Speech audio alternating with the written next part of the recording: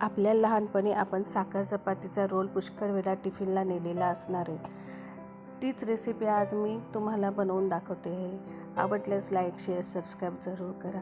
लहानपणी आपण खूप वेळा काहीतरी गोड खायचं आहे, चटपटीत खायचं आहे म्हणून आईला रिक्वेस्ट करायचो. तेव्हा आई आपल्याला अशी साखर चपाती बनवून द्यायची आणि ती आपण आवडीने खायचो. आज त्याच आठवणींना आपण उजाळा देतो आहे. त्यासाठी आपण बघतो आहे, इथे मी एक कणिकेचा गोळा घेतलेला आहे. त्याला लाटून घ्यायचं आणि त्यामध्ये तूप टाकायचं. तूप टाकल्यानंतर त्याला पसरवून घ्यायचं आणि 1 ते 1.5 चमचा आपण साखर त्यावरती पसरवून घेणार आहोत आणि फोल्ड करून घेणार आहोत, ज्या पद्धतीने मी केले.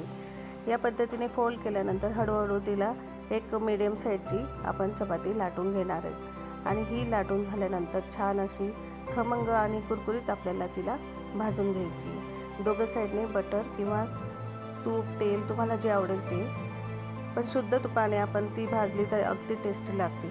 तुम्ही ही रेसिपी नक्की ट्राय करा. आवडल्यास लाईक, शेअर, सबस्क्राईब करायला विसरू नका आणि आपल्या लहानपणी कोणी कोणी ही रेसिपी नेली आहे मला कमेंट्स करून नक्की कळवा.